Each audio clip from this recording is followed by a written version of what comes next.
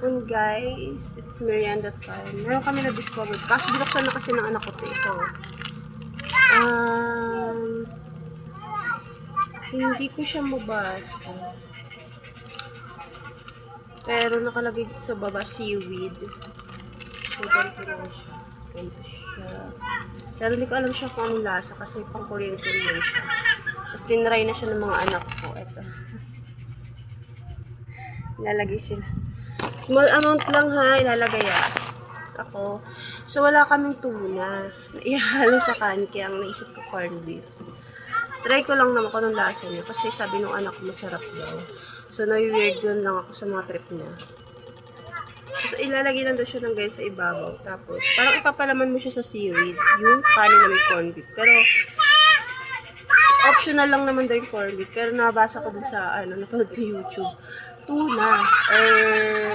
Mga century tuna, kimchi, mga ganun sa Korean.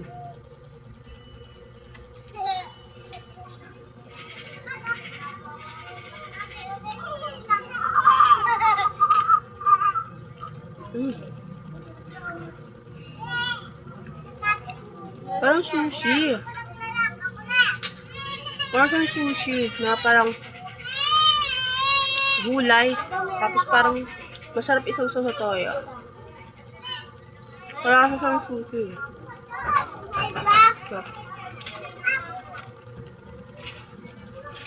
Isa pa.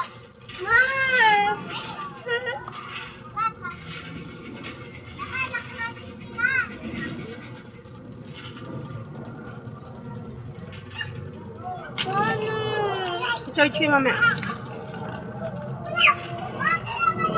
Oo.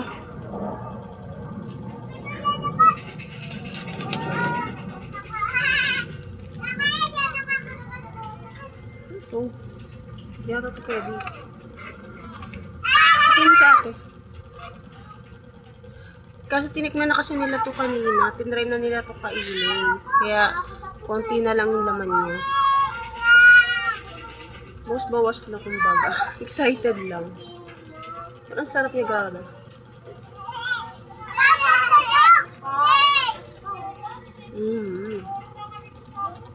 Pap.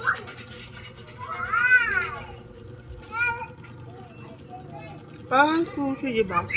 Pap. Yung mga hindi pa nagtatry, try nyo na itong trend na ito. Ang sarap talaga niya, guys. Optional ko lang itong corned beef pa, pero kadalasan ng nilalagay nila dito sa kanin, century tuna o kaya kimchi kung ano meron sa bahay niya. Pero ang sarap niya kahit century tuna, tapos, corned beef, tapos, kanin. Masarap din siya isaw sa toyo, kasi ang sushi sinasawsaw ko dati sa toyo Nakatikim na ako nun, pero ang sarap din. Top. Top. Ang sarap niya, guys.